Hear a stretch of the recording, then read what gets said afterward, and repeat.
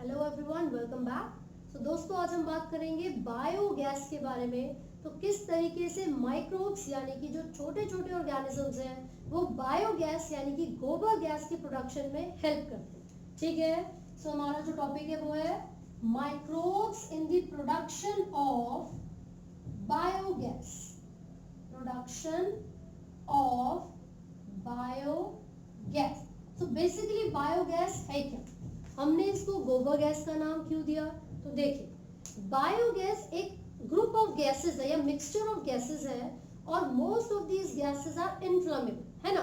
इसीलिए ये एक बहुत ही अच्छा सोर्स ऑफ एनर्जी है जिसको यूज किया जाता है हाउस होल्ड पर्पसेस के लिए, जो भी हाउस होल्ड एक्टिविटीज हम परफॉर्म करते हैं, क्योंकि फ्यूल के लिए या फिर एनर्जी के लिए ये एक बहुत ही अच्छा सोर्स होता है। और मैंने बोला कि जो बायोगैस है it is a mixture of gases. तो उसमें कौन कौन सी गैसेस प्रेजेंट होंगी?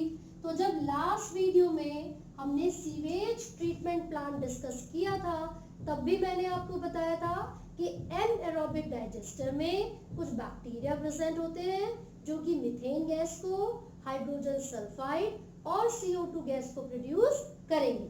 तो यहाँ पर जो मीथेन गैस है वो एक मेजर कंपोनेंट होती है बायोगैस का, जो कि लगभग 70 से 75% के अमाउंट में होगी।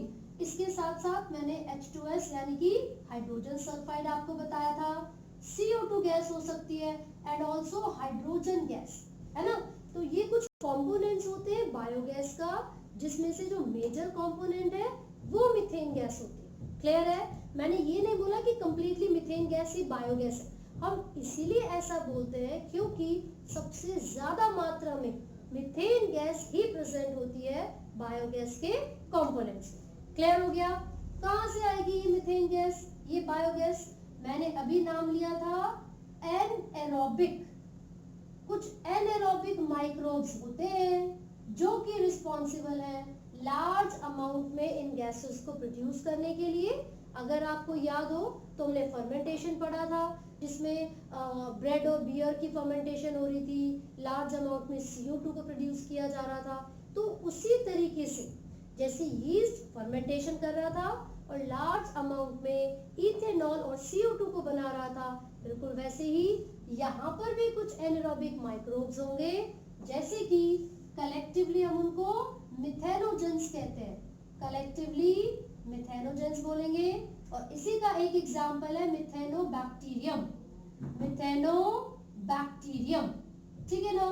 तो अब ये क्या है? ये एनारोबिक बैक्टीरिया है जिसको यूज किया जाता है मीथेन गैस को प्रोड्यूस करने के लिए। अब अगला क्वेश्चन ये है कि मिलेगा वो कहां पर, है ना। तो ये कहां मिलता है? It is found in the Roman. Roman का मतलब है this is a part of stomach. Part of stomach. तो कहां पर मिलेगा? This is found in the Roman of cattle. अब कैटल कौन होते हैं? जो भी एनिमल्स हैं जो ग्रेजर्स होते हैं, है ना, काउ बफेलो वगैरह। तो उनके रूमन में, कैटल के रूमन में मिलने वाला जो बैक्टीरिया है वो मिथेनोबैक्टीरियम है, या फिर हम उनको मिथेनोजेंस भी कहते हैं। अब क्वेश्चन ये है कि मिथेनोजेंस करते क्या है उनके कैटल के रूमन में जाके? वो क्या करेंगे? जितना भी सेल्यूलोजिक कंटेंट होता है ये उसको डाइजेस्ट करेंगे, साथ ही साथ न्यूट्रिटिव वैल्यूज को इंक्रीज करवाते हैं कैटल के अंदर। तो इनका एक फंक्शन हो गया कि उनकी डाइजेशन में हेल्प करते हैं, डाइजेशन ऑफ सेल्यूलोज, राइट। और मैं आपको बता दूं कि जब उनकी बॉडी में डाइजेशन कंप्लीट हो जाएगी तो जो गोबर यानी कि जो डंग रिलीज होगा उसके अंदर लार्ज अमाउंट ऑफ या फिर लार्ज नंबर ऑफ ये जो बैक्टीरिया है मिथेनोजेंस वो प्रेजेंट होते हैं, ठीक है। So these are found in the dung of cattle. Dung of cattle. तो यही रीजन है कि बायोगैस प्लांट में जो डंग होता है, जो गाय भैंस का जो गोबर होता है, उसको यूज किया जाता है वाटर के साथ मिक्स करके एक स्लरी बनाकर, और इसी के रिजल्ट में large amount of methane gas या फिर बायोगैस को प्रोड्यूस किया जाएगा। क्लियर है? अब बायोगैस प्लांट बनेगा कैसे, उसका डायग्राम कैसे होता है? तो देखिए, यहाँ पर एक स्लरी बना के हम, स्लरी, स्लरी का मतलब क्या है? Dung and water, mixture of dung and water, ये यहाँ पर प्रेजेंट होगा and there will be an outlet और पाइप जो कि डायरेक्टली इस स्लरी को पहुंचा देता है एक डाइजेस्टर में। कहां पर पहुंचा दिया? This is the digester. मैं आपको बता दूं ये एक एनारोबिक डाइजेस्टर होगा, ठीक है।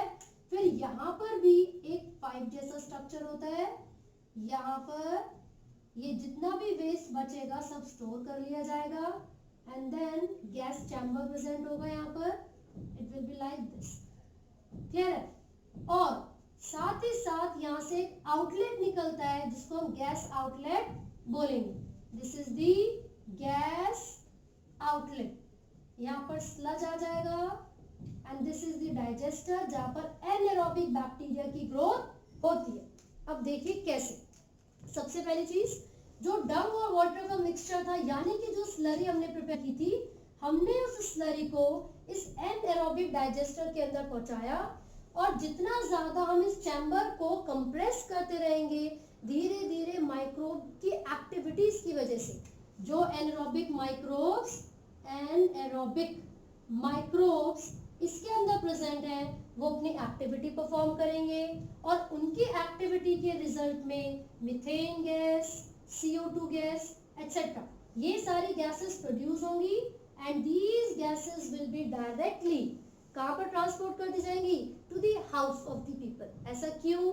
क्योंकि मैंने बोला ये एनर्जी का एक बहुत अच्छा सोर्स है और ये इनफ्लेमेबल गैसेस होती हैं, तो फ्यूल की तरह इनको यूज किया जाता है। क्लियर हो गया। साथ ही साथ विलेज के अंदर हमने ये बायोगैस प्लांट की बात की थी, ऐसा इसलिए क्योंकि वहां पर कैटल बहुत ज्यादा होती है, अलग अलग पर्पस के लिए यूज करते हैं, तो जो उनका गोबर है यानी कि जो उनका डंग है उसकी अमाउंट भी बहुत ज्यादा होगी। और ये जो डाइजेस्टर है लगभग 10 से 15 फीट गहरा बनता है, डीप पिट में बनाया जाता है ना। और ये जो भी एनारोबिक एक्टिविटीज चलेंगी उसी के रिजल्ट में सारे के सारे जो गैसेस है वो प्रोड्यूस हो जाती हैं। और साथ ही साथ एक बहुत इंपॉर्टेंट चीज आपको याद रखनी है, दो टर्म्स में बता रही हूँ आपको, Indian agricultural research institute IARI और दूसरा है KVIC। पहले हम ये लिख लेते हैं, इंडियन एग्रीकल्चरल रिसर्च इंस्टीट्यूट। ये क्या है? बेसिकली ये एक ऑर्गेनाइजेशन, ठीक है। And the another organisation is Khadi and village commission, Khadi and village commission.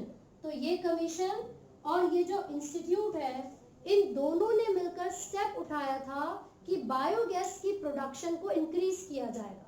और इंडिया में इन्हीं दोनों की अप्रोच की वजह से अलग अलग जगह पर बायोगैस प्लांट बनाए गए हैं और लार्ज अमाउंट में जो मीथेन गैस है या जो बायोगैस है उसको प्रोड्यूस किया गया है। सो आई होप आपको ये समझ में आया है। इन केस आपको कोई डाउट है तो आप पूछ सकते हैं and do not forget to like, share and subscribe. Thank you.